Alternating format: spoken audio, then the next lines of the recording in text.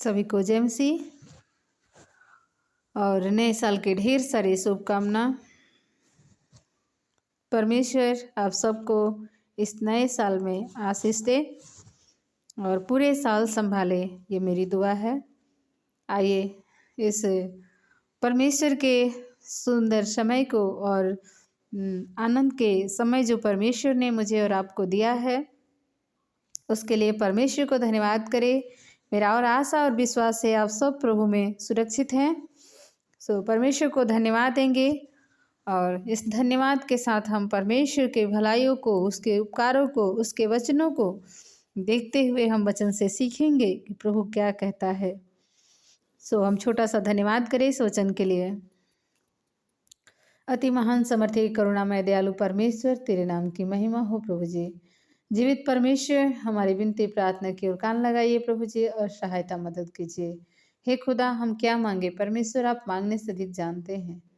प्रभु जी, आप अपने बच्चों की एक एक आवश्यकता को, एक एक कमी घटी को जानते हैं। खुदा, सहायता मदद कीजिए। इस वचन के अनुसार प्रत्येक के हृदय को छूइए। प्रभु जी, हम नहीं जानते किसके मन में क्या है, लेकिन आप सब बातों को जानते हैं। खुदा, यस फादर, आपके वचन में लिखा है, सब बातें मिलकर भलाई को उत्पन्न करती है।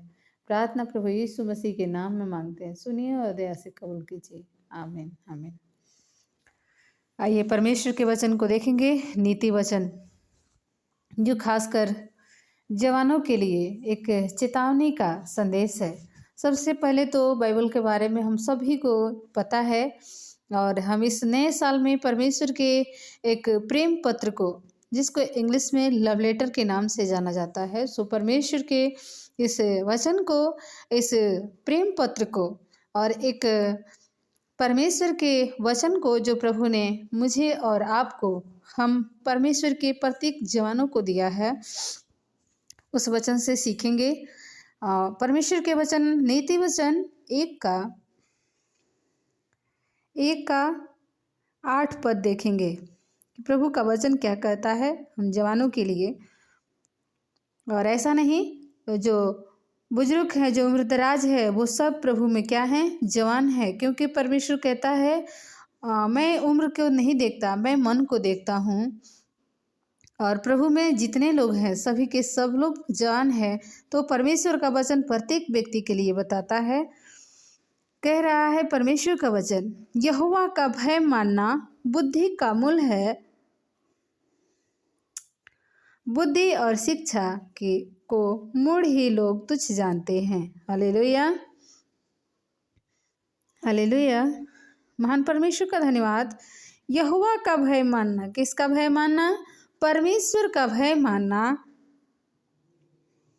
उस परमेश्वर का यहोवा नाम, उसके भलाइयों को, उसके उपकारों को याद करते हुए इस्राएलियों ने दिया। और परमेश्वर के वचन में लिखा है, वह बहुत विलंब से क्रोध करता है परमेश्वर, और उस क्रोधित नाम को यहोवा परमेश्वर नाम दिया गया है, यहोवा नाम दिया गया है। सो आइए हम परमेश्वर के वचन को देखेंगे। यहोवा का भय मानना, किसका भय मानना? यहोवा का भय मानना बुद्धि का मूल है। कैसे मूल है? बुद्धि और शिक्षा को मूढ़ ही लोग तुच्छ जानते हैं। हालेलुया। परमेश्वर का भय अगर हमारे जीवन में है, थोड़ी देर के लिए जितने लोग इस वचन को सुन रहे हैं, अपने जीवन को परमेश्वर के समक्ष रखेंगे और अपने आप को परखेंगे इस वचन के अनुसार। क्या हमारे जीवन में भय है? क्या हम परमेश्वर के वचन के अनुसार अपने जीवन में परमेश्वर के भय को देखते हैं? हम अपनी बातों को रखते हैं आप सबके बीच में। परमेश्वर के वचन में लिखा है, जैसी आज्ञा परमेश्वर ने दिया है, या फिर हम जब भी पढ़ते हैं तो परमेश्वर कहता है ये काम तुम्हें नहीं करना है। बाइबल के वचन को, परमेश्वर का वचन दूसरों के बारे में बताया गया है, खुद के बारे में बताया गया है, और दूसरों को कैसे रहना है, जवानों को कैसे रहना है, उसके बारे में बताया गया है। तो कोई भी वचन अगर हम उस गहराई से उस वचन को निचोड़ को निकालते हैं तो वो वचन प्रत्येक व्यक्ति से रूबरू व्यक्तिगत बात करती है। तो परमेश्वर का ये वचन कहता है यहोवा का भय मानना, हमें से प्रत्येक के लिए ये वचन है। और प्रत्येक व्यक्ति से ये वचन बात करता है। क्या कहता है? परमेश्वर का भय मानना बुद्धि का मूल है।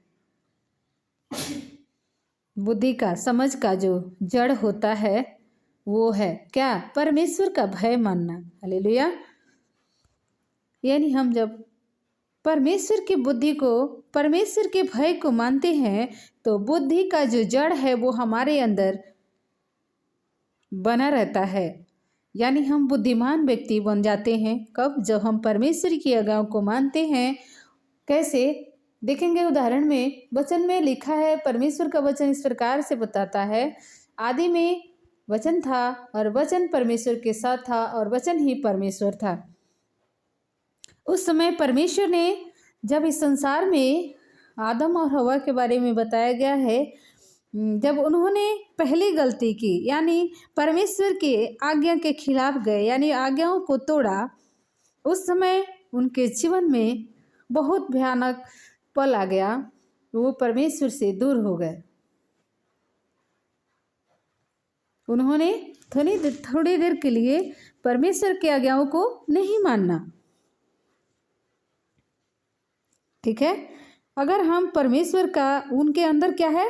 बुद्धि नहीं आया, बुद्धि नहीं था। अगर बुद्धि के मूल को, उन्होंने बुद्धि के जड़ को समझा होता तो परमेश्वर की आज्ञाओं को नहीं मानते। परमेश्वर की आज्ञाओं को मानते। उन्होंने उस भय को नहीं माना और परमेश्वर के वचन के अनुसार उनके अंदर बुद्धि का जड़ नहीं बना। हमें से हर एक परमेश्वर की इस आज्ञाओं को, इस भय को अपने जीवन में देखेंगे, क्योंकि वचन कहता है भय कब आता है? पाप के द्वारा, गलतियों के द्वारा। और हम परमेश्वर का भय अपने जीवन में तभी देख पाते हैं जब अपने संपूर्ण जीवन से परमेश्वर को सौंप देते हैं और वादा करते हैं कि प्रभु, हम तेरे विरुद्ध कोई ऐसा गुनाह नहीं करेंगे। अनजाने में हमसे अगर कुछ हो जाता है तो हमारे अंदर वो भय बने होना चाहिए कि परमेश्वर हमें उसका दंड देगा, हमें उसकी सज़ा मिलेगी। ठीक है। तो इस वचन से हम यही सीखते हैं, और परमेश्वर की जो बुद्धि है, जो बुद्धि का जड़ है, हमारे अंदर बना रहता है। और इस चीज़ को कौन तुच्छ जानता है? परमेश्वर का वचन लिखा है, बुद्धि और शिक्षा दो तरह की बातें हैं। ठीक है, दो तरह की बातें हैं। बाइबल में बुद्धि और शिक्षा के बारे में बताया गया है। परमेश्वर का वचन कहता है बुद्धि और शिक्षा को मूढ़ लोग ही तुच्छ जानते हैं, मूर्ख लोग। इसमें मूढ़ के बारे में बताया गया है। मूर्ख लोग, जो उनको अगर कोई ज्ञान की बातें आप बताओगे तो वो उस बातों को तुच्छ मानेंगे, उसका वो कदर नहीं करेंगे, नहीं समझेंगे, और क्या करेंगे? वो अपनी इच्छाओं को, अपनी बातों को बताने की कोशिश करेंगे।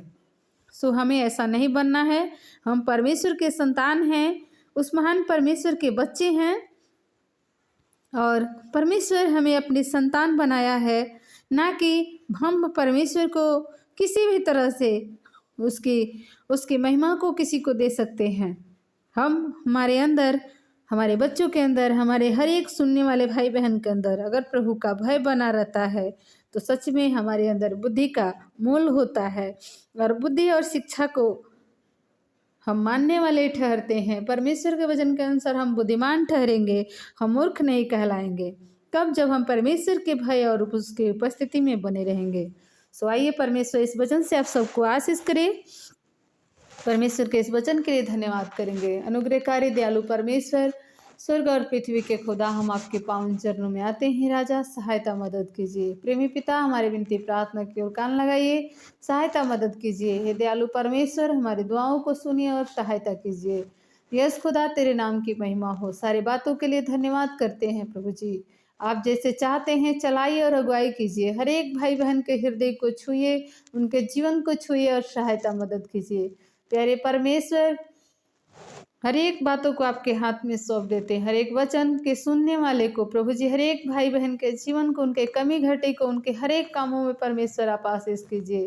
प्रभु जी मीठा नींद दीजिए, सबको आशीषित कीजिए प्रभु जी, ताकि आज की रात्रि में सोकर सुबह उठकर तेरे नाम की महिमा कर सके। यस फादर, सारी बातों के लिए धन्यवाद करते हैं। प्रभु सबको बुद्धि और समझ दीजिए, आशीष कीजिए, अपने महिमा के लिए इस्तेमाल कीजिए। यीशु मसीह के नाम में प्रार्थना मांगते हैं, आमीन आमीन। हालेलुया। परमेश्वर इस वचन से आप सबको आशीष करे। खुदावन के नाम की महिमा हो। एक बार फिर से नए साल की ढेर सारी शुभकामनाएं आप सभी को।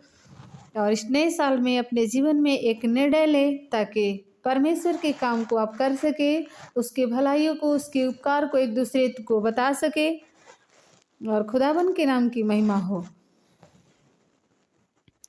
हम संसारिक बातों के पीछे नहीं उलझे और परमेश्वर आने वाला है और उसके आने के लिए हम एक दूसरे को तैयार करें और खुद तैयार हों और परमेश्वर के नाम की महिमा करते रहें।